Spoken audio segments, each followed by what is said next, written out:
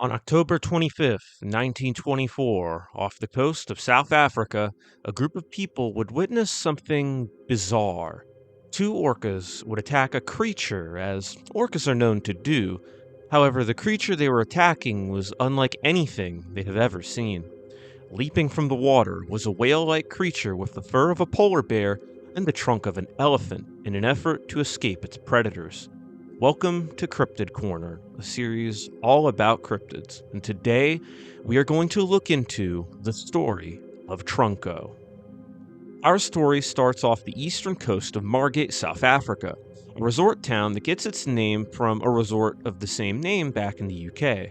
The town was established in 1908, and 14 years later, a sighting off of its coastal waters would leave spectators witnessing an epic battle.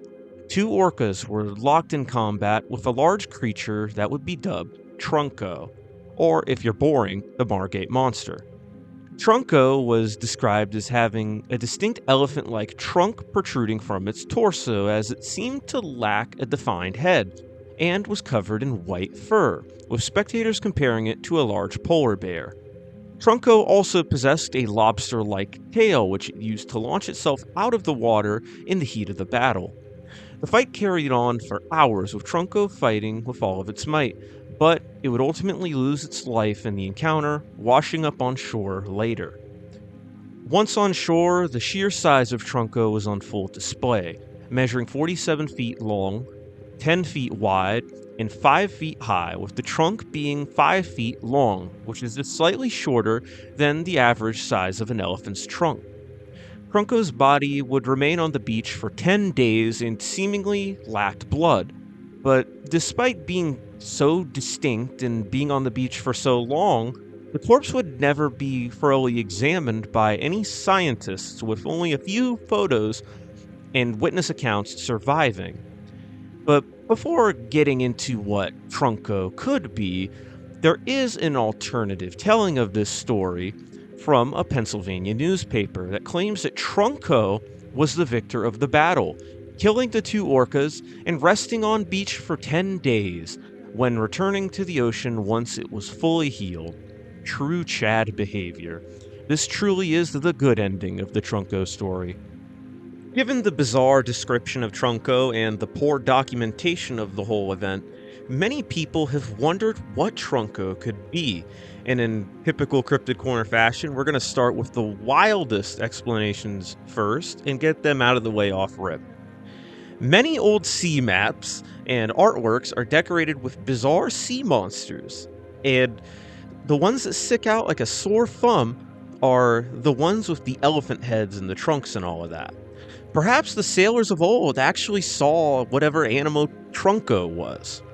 But there's two problems with this theory, as sea monsters were intentionally designed to be as chaotically as possible, with sea monsters representing the dangers and mysteries that lie within uncharted waters. Or they were just really cool map markers, and they really like just drawing cool stuff on maps. I could probably make a whole video on this at some point, and I probably will. But the second problem with this is that whatever sea monsters that weren't made up were misidentifications of known and some unknown animals, with one of the animals being the elephant seal, which segues us into our next theory. Perhaps Trunko was a super elephant seal, either a new species or a colossal individual that was albino.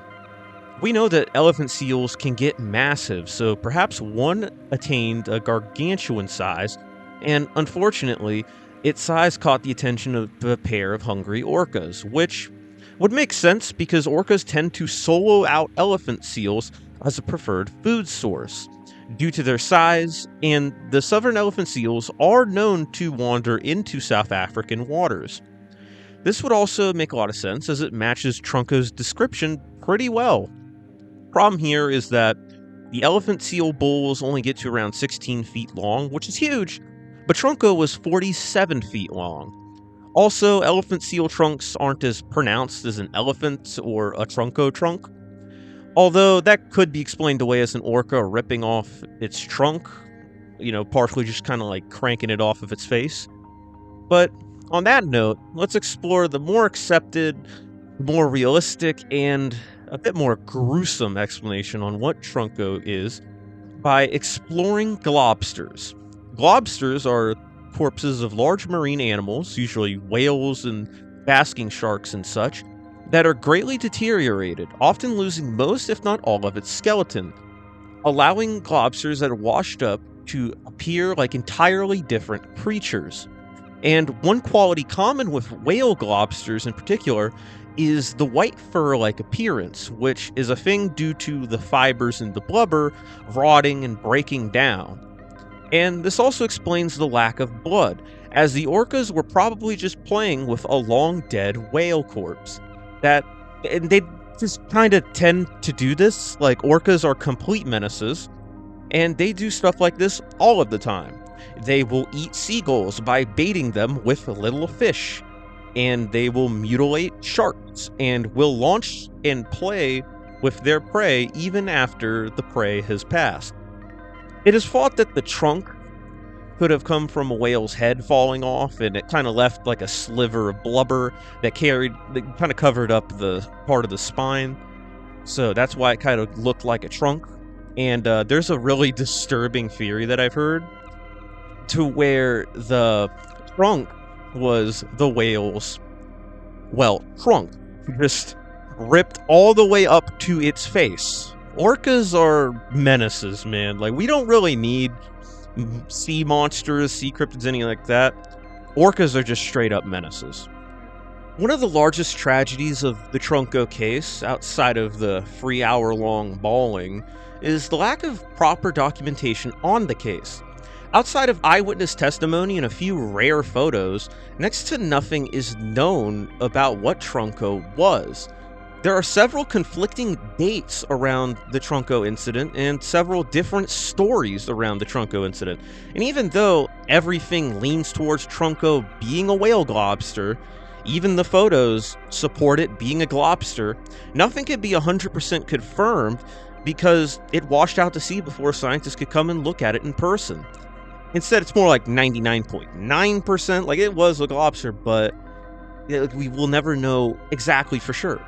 I covered Trunko in the lesser-known Cryptids iceberg video, but in that iceberg, I also covered the conakry globster that washed up in May of 2007 in Guinea. And even though the globster's appearance was just as bizarre as Trunko, with people calling it a dinosaur, scientists were able to go out and thoroughly analyze the thing and identified it as a whale carcass. But since Trunko wasn't as well documented or analyzed as the conakry monster, there is enough wiggle room for Trunko to be a sea monster from the olden days, or a mutated elephant seal, and not to be nailed down as a whale carcass. But despite this, Trunko may be one of the most popular globsters of all time, and is a textbook example of how decay can make whales look like sea monsters, and the importance of professionals clearing the air before people jump into their own conclusions. But that would mean more cryptids, so that would mean more Cryptid Corner videos, so maybe they should jump to conclusions. Nah. And that's gonna do it for my homie Trunko. Thank you all for watching the video. If you liked it, please leave a like down below. I thought Trunko... I'm kind of breaking the rules here because I tend to prefer a lot more lesser-known cryptids, and Trunko is kind of popular. So, but still, I really want to take a crack at it. You know, Trunko is a very interesting case, and there's a lot that could be learned from it. But I think it also shows a lot of progress, especially in the conakry monster case, where that one was actually thoroughly identified.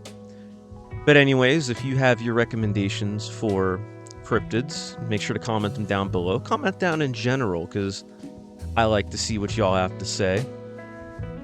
And yeah, I'm gonna try to do double uploads, as you know, my schedule is a little more lean than I thought it was gonna be, so I might be able to do double uploads throughout the week. You know, I'm thinking one on Monday, one on Thursday.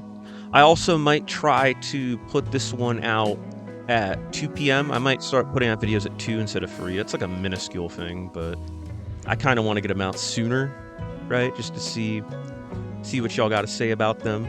But anyways, yeah, thank you for watching. I think also the next video is going to be a Cryptid Corner.